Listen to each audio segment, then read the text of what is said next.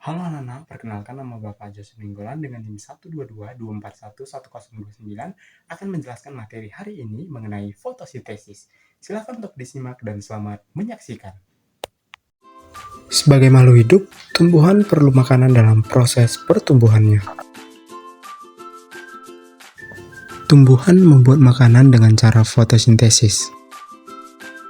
Fotosintesis adalah proses pembentukan zat makanan pada tumbuhan, yaitu dengan cara mengubah karbon dioksida dan air menjadi bahan makanan dengan bantuan cahaya matahari. Proses terjadinya fotosintesis terjadi di dalam kloroplas, organel sel di dalam sel tumbuhan. Lalu, bagaimana cara tumbuhan berfotosintesis? Yuk belajar bersama. Bagian akar pada tumbuhan menyerap air atau H2O dan mineral dari dalam tanah dan membawanya ke daun. Pada bagian daun inilah tempat terjadinya fotosintesis. Daun punya bagian namanya stomata.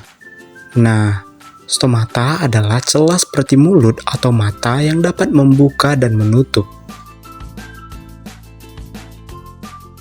Stomata juga menyerap karbon dioksida yang ada di udara. Air dan karbon dioksida dibawa ke dalam sel tumbuhan yang bernama kloroplas. Di dalam kloroplas ada namanya klorofil. Klorofil ini adalah pigmen hijau yang berfungsi menyerap cahaya matahari. Nah, proses fotosintesis dalam kloroplas juga dibagi menjadi dua, yakni reaksi terang dan reaksi gelap. Tahap reaksi terang. Nah, tahap ini adalah tahap awal fotosintesis yang membutuhkan matahari. Adapun tahapannya yaitu energi cahaya matahari yang diserap oleh klorofil akan memecah molekul air menjadi hidrogen dan oksigen. Disinilah oksigen nanti dilepaskan ke udara untuk membantu makhluk hidup yang bernafas dan hidrogen digunakan di reaksi gelap. Tahap reaksi gelap.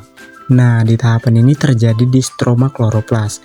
Reaksi ini juga tidak membutuhkan cahaya matahari karena dilakukan pada malam hari. Nah, tahapannya yaitu karbon dioksida dari udara diserap oleh tumbuhan melalui stomata.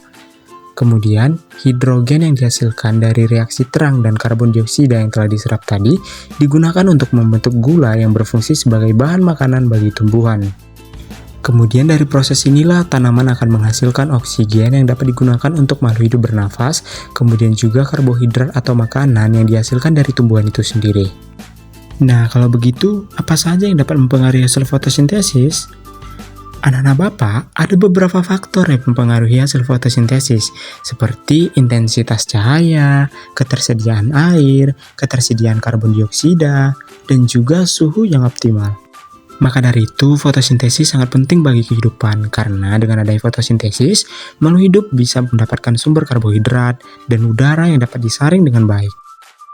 Mungkin itulah sedikit pembahasan kita mengenai fotosintesis hari ini.